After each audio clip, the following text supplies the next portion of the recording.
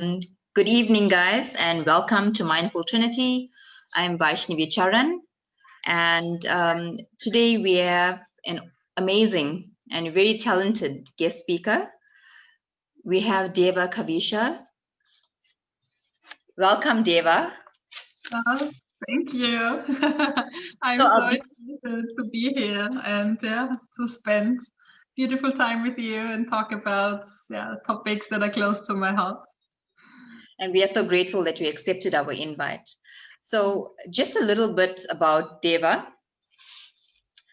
Okay, Deva is an online practitioner for breathwork and trauma release.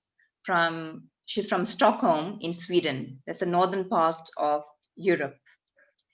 She supports female overachievers who long for love and helps them heal their inner child so that they feel truly loved. With her support, her clients reconnect with their inner child, understanding what childhood trauma is. They receive knowledge on how trauma is stored in the body and is able to release the trauma from their bodies. So ultimately, our clients arrive at a place where they feel safe, nourished, and truly loved.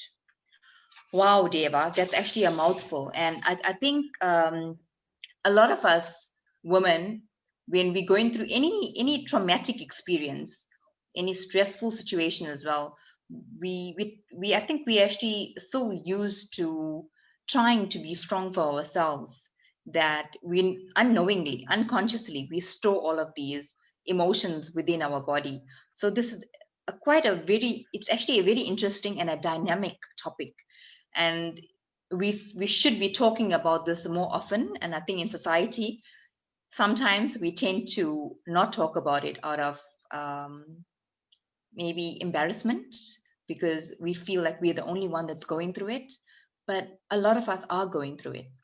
So yeah, so welcome, and thank you again for choosing such an amazing topic. You're welcome.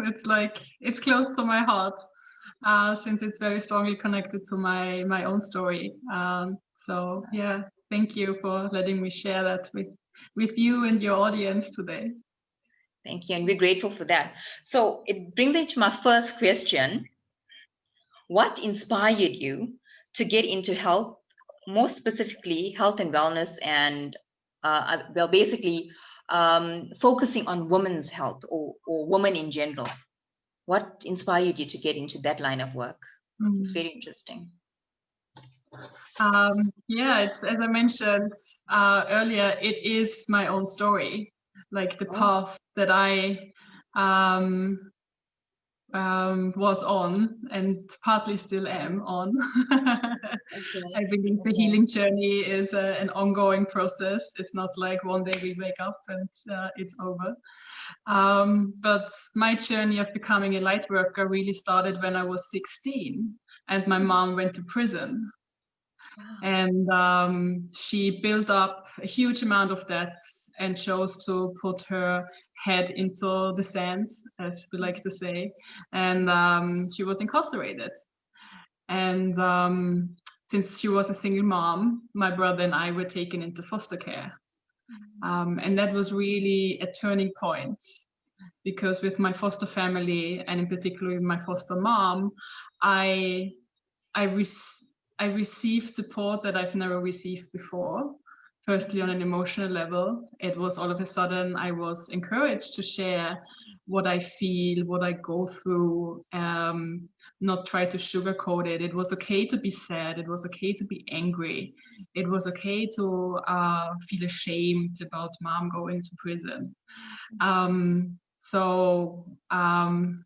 that point onwards, it's like more and more life and my environment encouraged me to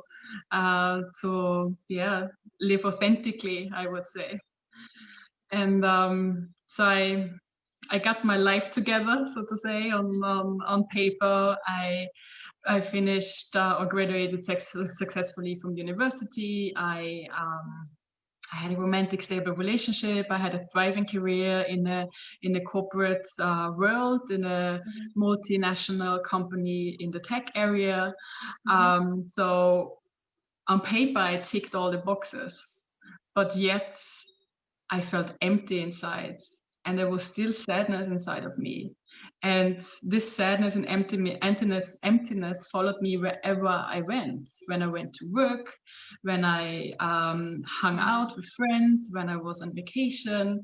So this, like, I asked myself, why? Like, how the heck am I? I mean, I did everything one should do in order to be happy and to feel healthy, but I didn't. And it was only when I started exploring and getting to know myself through somatic experiences, so using the body, when I felt that I had built a thick wall around my heart, and that I allowed myself only a very narrow range of emotions to feel. And I wanted to feel all of the emotions. I wanted to feel the good, the bad, and the ugly. And yeah, so I from that point onwards, I explored different types of holistic healing modalities when it comes to embodiment, when it comes to breath work, when it comes to plant medicine, when it comes to tantra, where layer after layer, I peeled off conditioning and programming and healed myself until I received or came into my essence. So that was really the point when this longing to be of service and supporting others, in particular women, was triggered. Like feeling my essence. So this is my true self. This is not what has happened in the past and shaped me, and this is not my beliefs and my thoughts. This is me, my soul. And I felt with every fiber and cell of my body how many gifts I have, and I want to share that with the world. Exactly.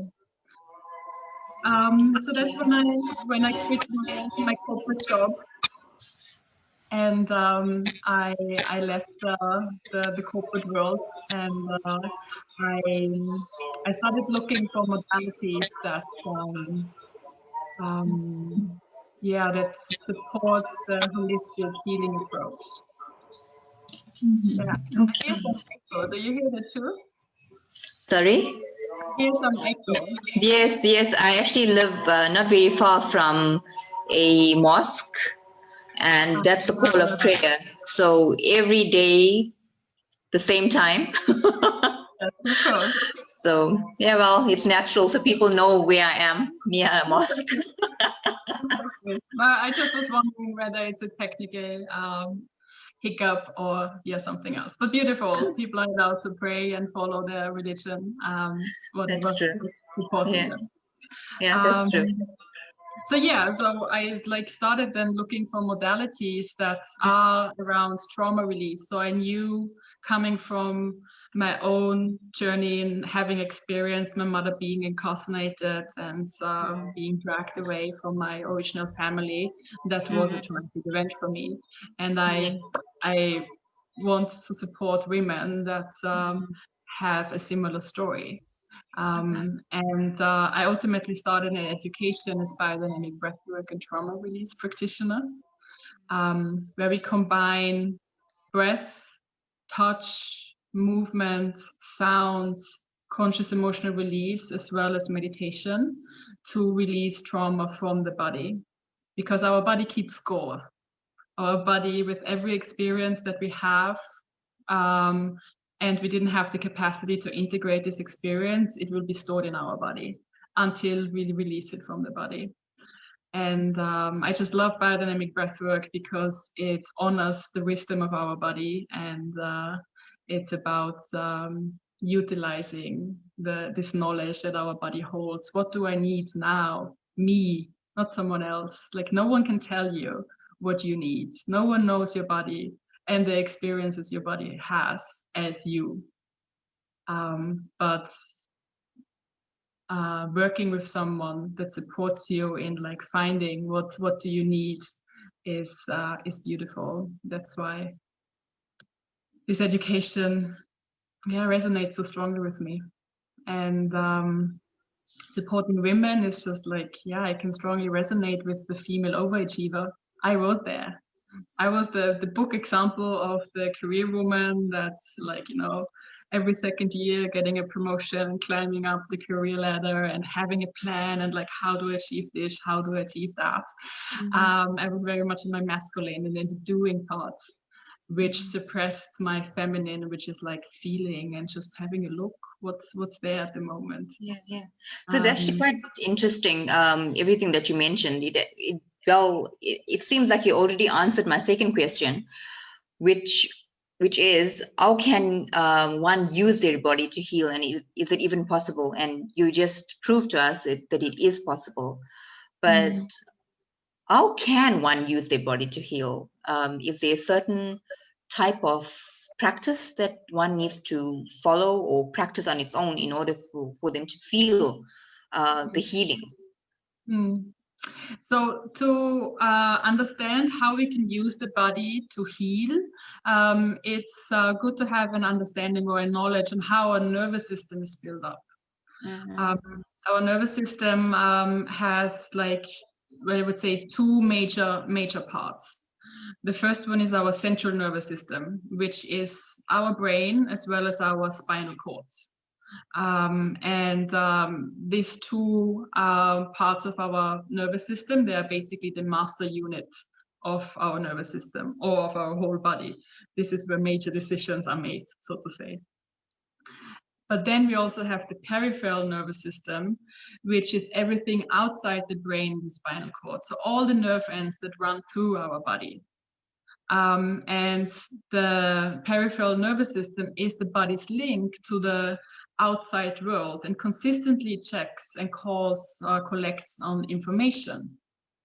So it's checking, what is the room temperature I'm in? What is the light that is hitting my eyes now? What is the sounds, waves that you're hearing right now, listening to this video?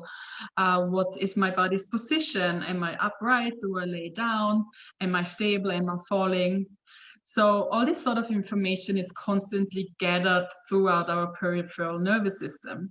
And it sends that information to our central nervous system, through the spinal cord up to the brain, for our nervous system to then make second by second decisions on what is needed to be done to bring us in and keep us in a state of homeostasis.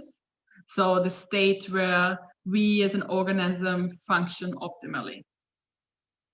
And our nervous system really depends, our central nervous system really depends on the peripheral nervous system because of the information gathering. So if you look at the information flow, the brain receives like 80% of the work that the brain is doing is receiving information, and only 20% is sending it down back to the body. Like, for example, I feel I'm about to fall. Okay, obviously we don't want to fall and break our neck. So let's bring our body in movement and like counteract so that we're coming back to stable. But that's really important to know that like whatever happens in our muscles, in our fascia, in our organs, in our joints, this is information that is sent to the brain. So 80% of the work that the brain is doing is receiving information and then like analyzing it, and 20% is sending it back. And in the peripheral nervous system, it has multiple layers. But one is we're going to focus on today a little bit more, because this is the part that we can use in order to heal. It's called the autonomic nervous system. And the autonomic nervous system is responsible for all functions that are done automatically without the brain actually having any decision power. So it's our heartbeat, it's our digestion, it's our breath, and so much more. I mean, we don't need to consciously decide every multiple times throughout the second, I need to breathe, right? It's happening even when we are unconscious and when sleeping, for example. And in this autonomic nervous system, there are two branches. One is called the sympathetic nervous system, and that is the source of our body for a fight and flight response. So that's when we sense danger automatically without us even thinking about it. Our system kicks in and prepares to either fight the situation or run away from a situation. So this is when our body produces adrenaline or cortisol, which is the stress hormones. This is when our muscles start to tense up and prepare for movement. So this all happens automatically. And whenever,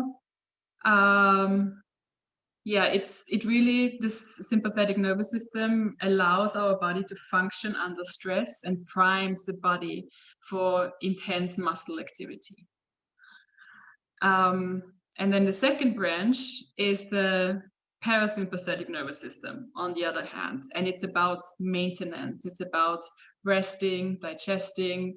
It counterbalances the sympathetic function, and it's really all about maintaining our body and doing repair work and conserving our energy.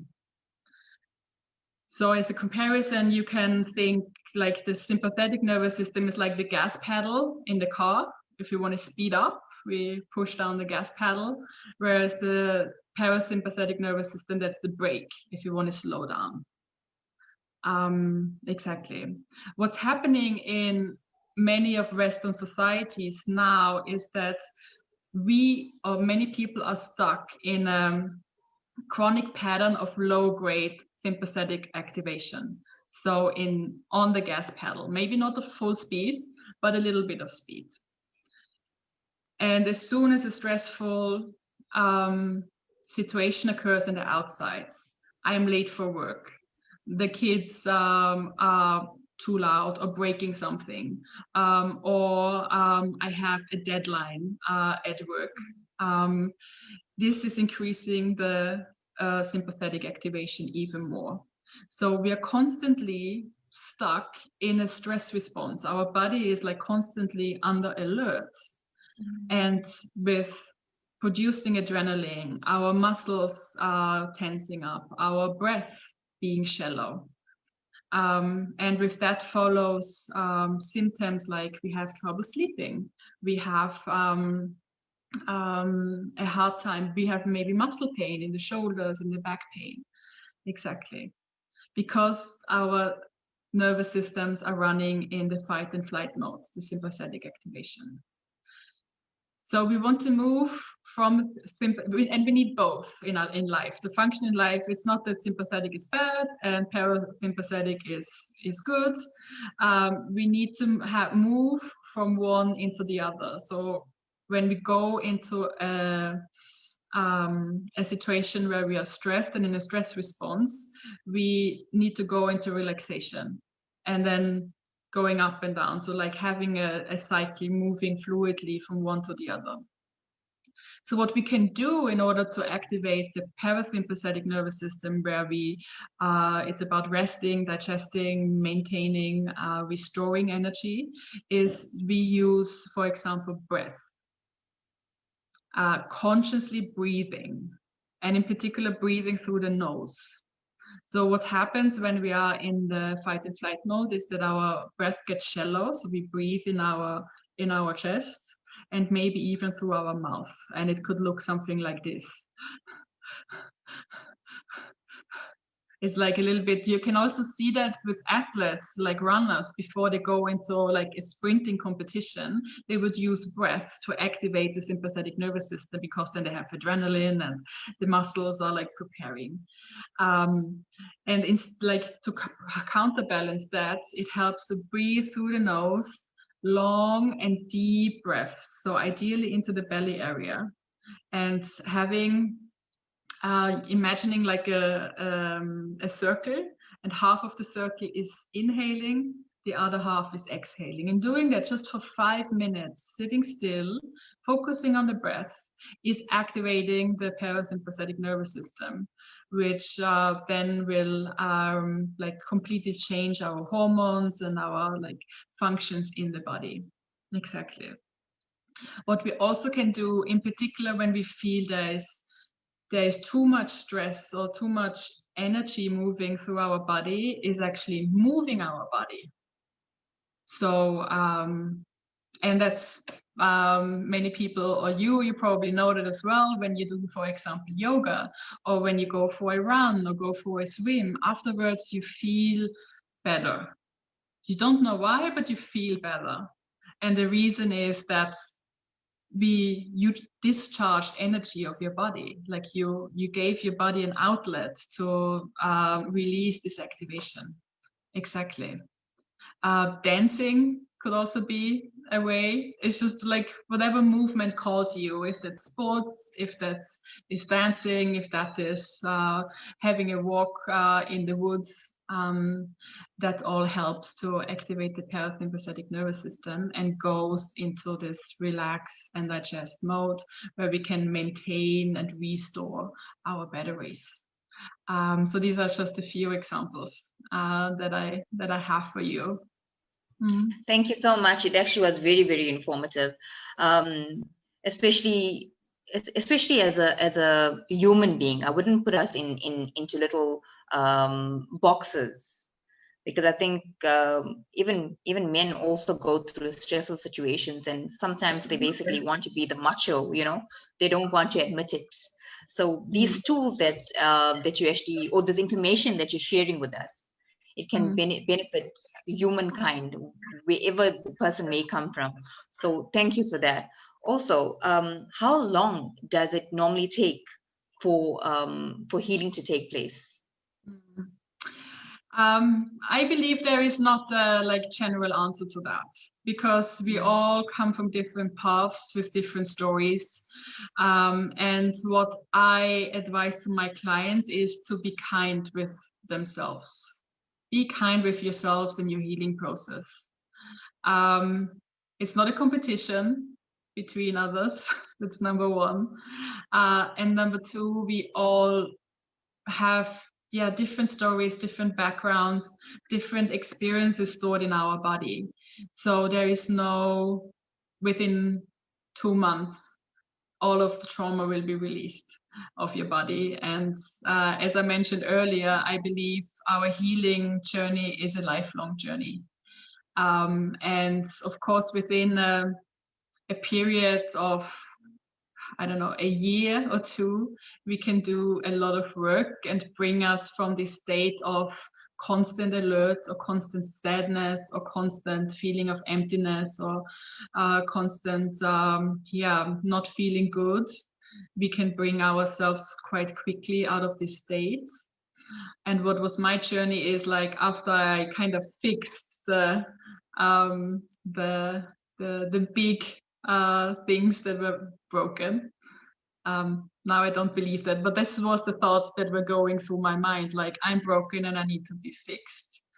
And when I had done that, I still could, like, up until this very day, find, here is something that is, like, not just right. So what I do nowadays is really to use my body as a guidance and as a compass. Our body is constantly sending us signals through the peripheral nervous system. Automatically, it's happening, that we would feel maybe some tension in the back, or a contraction in the chest, or a headache is coming up. This is a signal of the peripheral nervous system that we are in a stress response. So when I feel that, I take 5 minutes or 10 and feel it firstly consciously, and then ask myself, what do I need in this very moment to come into a state of relaxation again? Maybe I need some movement, maybe I need some breath, maybe I actually need to say something to someone. So what happened for me very often is that I didn't speak out what I actually was thinking, connected especially to my needs, and what my wants, my desires. When I felt hurt, for example, by someone and didn't say that. And I got like really strong problems with my throat. Like I constantly had like infections there, or I would have a sore throat when it was flu season.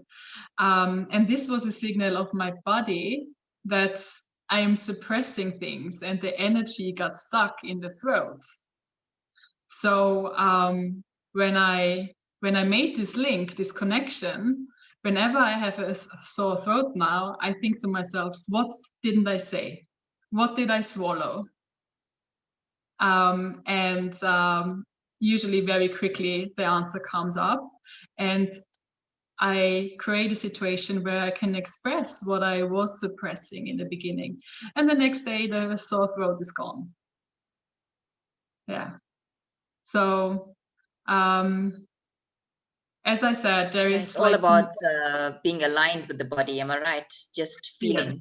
Yeah. It's all about feeling. And that is really like for people that are interested in using their body to heal. That's the number one recommendation I would give, or not give, that I give, is feel your body, sense the physical sensations, because it holds so much wisdom. It is like a personal GPS that you have built in and that you got with your body.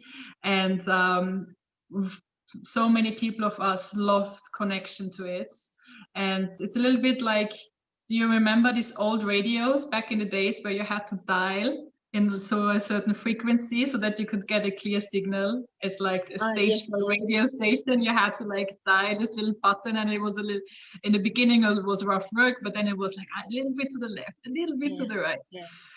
It's like this with like getting a clear signal of your body. In the beginning, it might be like strong actions, and then it gets like, okay, I can fine tune a little bit more to have a very clear signal. What does my body want to tell me?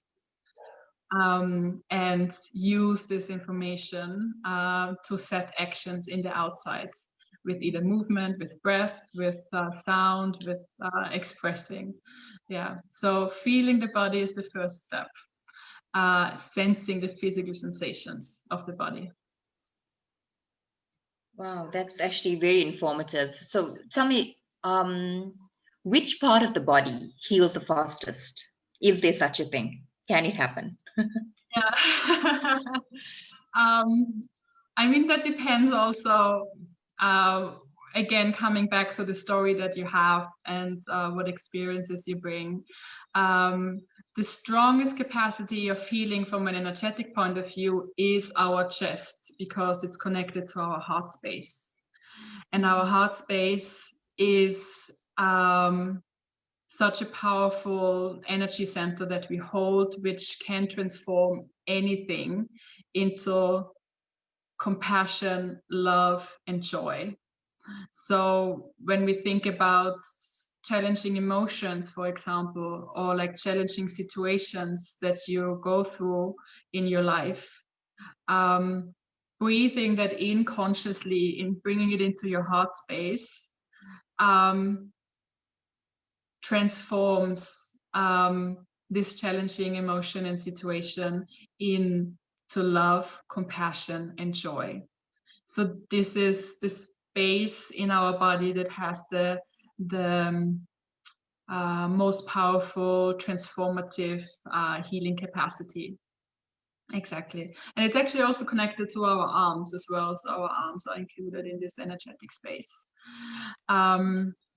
So conclusively, one could say this is the part of the body that heals the fastest when we use it consciously. But we also have to have in mind our heart space is the most gentle space that we have. Our heart is very sensitive, and when we get hurt, when we are misunderstood, when we're not respected, this is also the space which shuts down as first. So it's a fine balance. On one side, it's really a powerful space in our body, and on the other hand, it's also a very vulnerable place in our body. So taking both into consideration, it's beautiful mix, and it just shows like, yeah, it's not just one or the other. We need both, like in order to be powerful and heal, we need vulnerability as well. Yeah. Wow. It actually reminds me of something that I read recently about the arms are an extension to the heart. It's actually, I think the Italians believe that. And I learned that when I was preparing my class for teaching on how to release trauma from the body. Well, I took over from another yoga teacher that was supposed to be teaching, and well, I basically covered for her.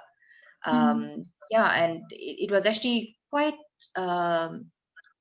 interesting for me because I never ever thought of it that way. I mean, if you actually think of it on a um, animated level, you would actually imagine the heart with both arms, raising out. So yeah, wow, that's actually quite nice. Mm. Yeah, it's also So when we reach out to someone, right? So we actually we put ourselves into a vulnerable space because since you mentioned the arms are energetically connected to our heart. So by reaching out to someone, it's just like I show you that I like you, that I want to hug you, yeah, and we come into a vulnerable space. Yeah. and I think that is why a lot of us are actually feeling disconnected during this whole pandemic. Because I know with my generation, we're actually so prone to hugging when we see someone that we know, someone that we are very close to, and we want to hug them, but we cannot because of the physical distancing that we have to follow, put in place. Well, our government, our president actually told us in order to show someone that you care for them, you need to just greet them by touching elbows. But it's still kind of weird because we are a hugging nation, and how do we actually do something Mm. totally different and still be connected to that person? Yeah. Yeah. Mm. So, how does one remain positive in a negative situation? Mm-hmm. What advice do you have for us? So my advice for that is to stay present in the moment, in the here and now. So when it comes to negative situations, they're, in my experience, very much connected to either the past. So like being stuck in like, oh, this has happened and that has happened, and therefore the present is negative as well. Or we are stuck in the future, meaning we are worrying about what's going to come next. Will I be able to go on vacation? Like, will I stay in my job? So with our intention being either in the past or in the future, the mind is starting to make up negative stories. The ego is starting to make up negative stories. However, if we focus on like, okay, I'm sitting here and now in my living room. Let's take a few breaths. Let's feel my body, and give myself a reality check. What is actually happening in this very moment? And observe what's happening inside of you. What are the physical sensations that you can feel? Yeah, there might be pain. Okay, I felt it. Great, noticed. What's next? There might be emotions. Okay, what emotions is that? Maybe there are thoughts. Just like noticing what is there. So not trying to suppress it, not trying to fix it, not trying to judge it. So the way you phrased your question about positive and negative situation, that's a judgment that we put on. It's a label that we said, this is good and this is bad. I want this, but I don't want this. What if we take an objective stance and bring curiosity, like when we were children? You maybe remember that when you were a child, everything was so exciting. Like I want to feel something. I want to taste something. Like bring your curiosity on what is happening here and now. not what has happened, not what will happen. What's true in this very moment, without trying, and observe it without trying to fix it, to change it, to judge it. Yeah, so that would be my advice.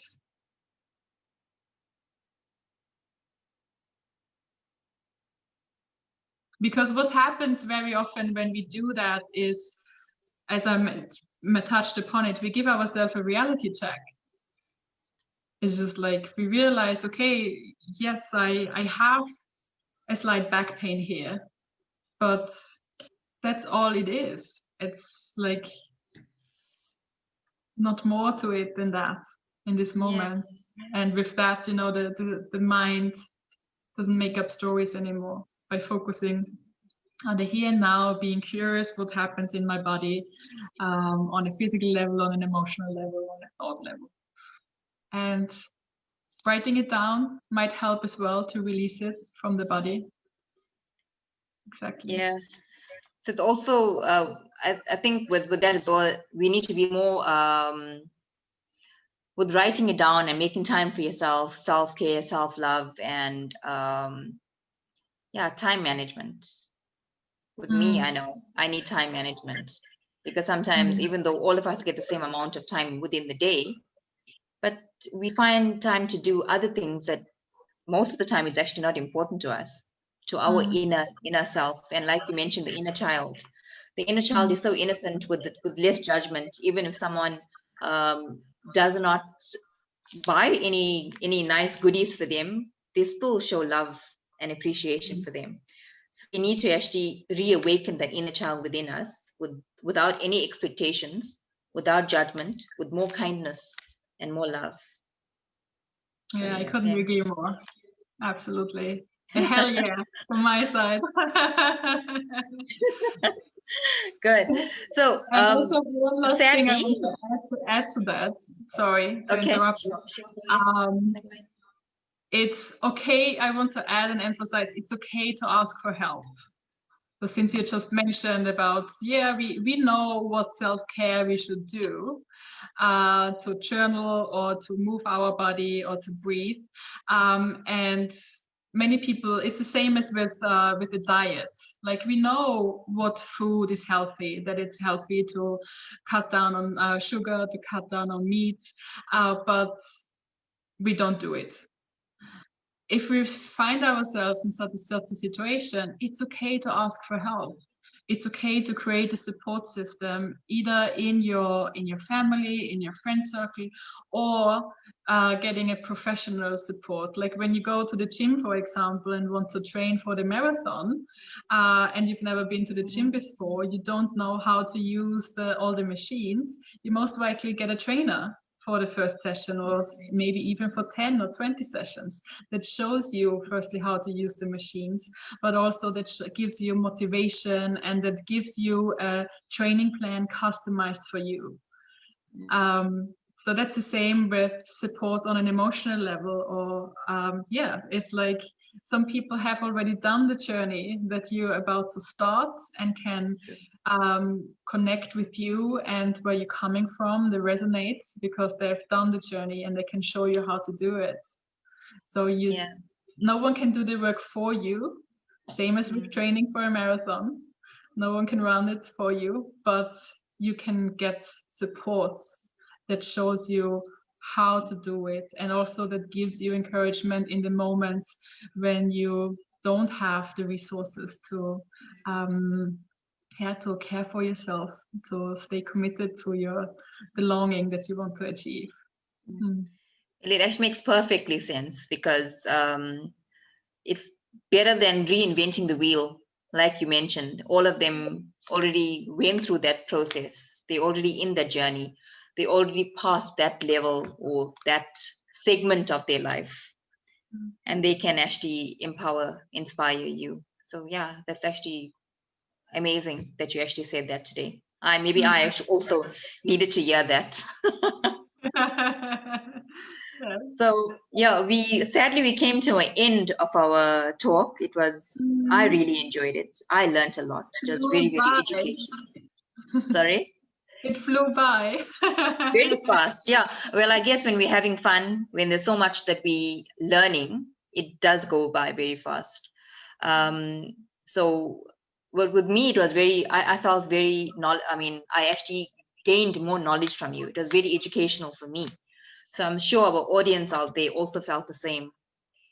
I did take down some notes. I want to recap whatever I could remember to take down, or I could actually write fast enough. The body does have the potency to heal, and there's various parts of the body. There's the central nervous system, the brain, which consists of the brain and the spinal cord. Then there's the peripheral nervous system. It's basically the body's outside link, well, the link to the outside world. Then we have the autonomic nervous system, which consists of the sympathetic nervous system and the parasympathetic nervous system. So we were actually dealing with, or you actually were dealing with, or teaching us about the autonomic nervous system. And you also mentioned about the fight and flight, whether you want to fight it or you want to run away from it. Some of us are fighters, and some of us, we are so tired of fighting, we just want to just give in. But you also mentioned we must be kind to ourselves in our healing process. And it's actually a simple word, but it's very, very difficult for most people to even grasp or engage themselves, to be kind to themselves. When they're not kind to themselves, it's very difficult for them to be kind to another. And you also mentioned it's not a competition. This journey is not a competition, and there's no time limit to the healing.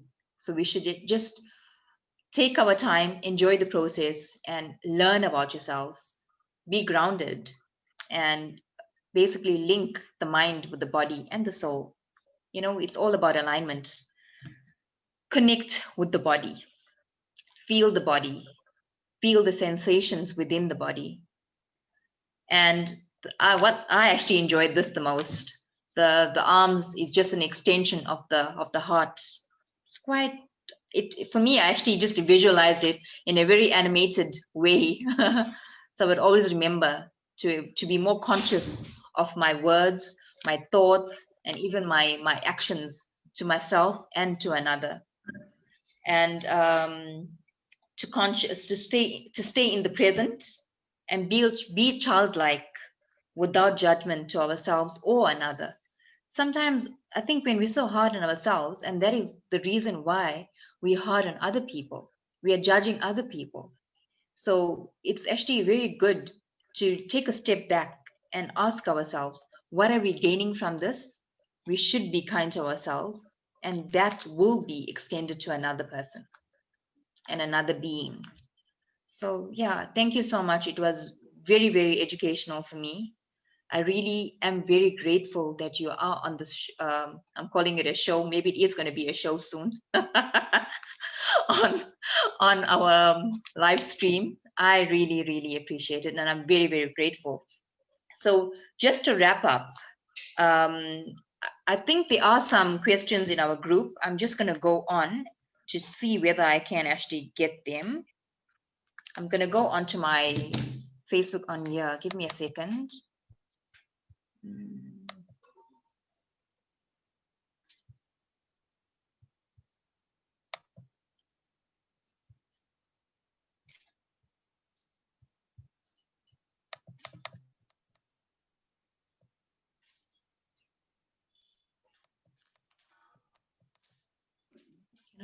Can you see any questions on your side? Because I cannot see it on my side. Can you? Because I see there's 4 questions. I know I actually commented. I made 2 comments. Okay. But if people have questions, they can still ask them now. There's no questions. Yeah, there's no questions. I'm happy to check the feed and to answer questions as we go along throughout maybe the next days. Okay, I see there's Alta.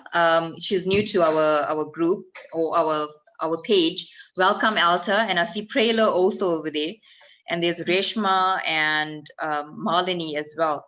So if you guys have any questions for Kaveesha, please send them through. Don't be shy. This is your opportunity to gain more knowledge. Whatever you have in your mind, something maybe bothering you, and you want to actually get more help, more assistance, take advantage over this opportunity. So we have Kaveesha here, so ask her all whatever you have in your mind.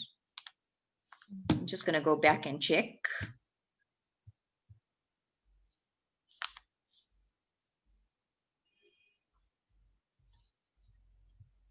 Okay, doesn't matter. And I see in Tabi also over there. Welcome, guys. Well, if you are shy to ask these questions on a public platform, don't feel, well, basically, don't actually judge yourself. This is a platform where all of us should be kind to each other and most importantly, kind to ourselves. And we have an expert, Kaveesha, because she has years of experience, and she's been also experiencing this in her life, and that's how she learned about healing the body with these tools.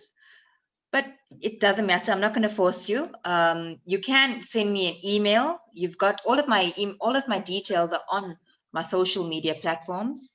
You can either send me a message if you do find the courage to type in our comments box later. You can also do that.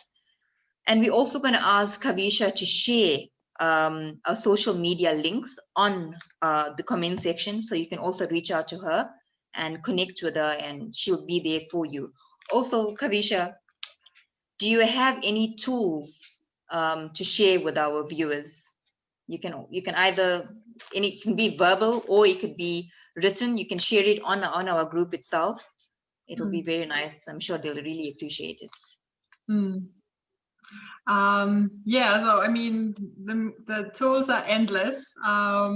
And I would say that the best starting point is feeling your body. Okay. So set a timer of 10 minutes, come into stillness and silence. If you prefer music, you can also do like play some meditation music. Sit in a comfortable position with an upright, straight spine. So either on a chair or if you feel more comfortable on the ground. And breathe slowly, consciously through your nose, and really focusing on how does it feel when the air is entering the nose and the body and the nostril. How does it actually feel in the nostrils around there? If we focus on that, we actually can feel there's actually a lot of sensation happening on these little spots. And then how does it feel when the air is going down, passing the throat, passing the chest, lifting the chest, lifting the belly when we inhale, and how much actually our chest expands when we inhale. And the same goes when we exhale, what's happening then in our body. So like having this practice will bring more awareness into your body, like creating a felt sense of your body. And the more often we do that, like the more clearer the signal will be that our body is sending us, like the signals I was talking about earlier, guiding us. What do we need in this very moment? Yeah. Okay. And, thank you. No, go ahead. There will be the practice on Thursday in your Facebook group. Okay. Where we do that exactly. So I will guide you through a practice, which I call Feel Your Body to Heal.